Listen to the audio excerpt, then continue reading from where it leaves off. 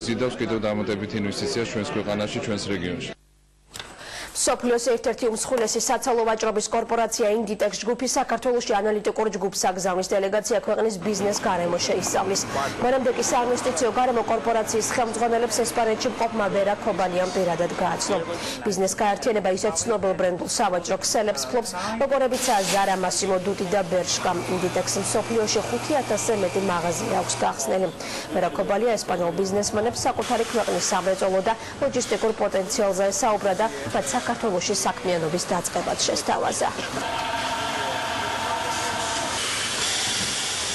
შევთავაზეთ ზუსტად კოპიტნარის აეროპორტთან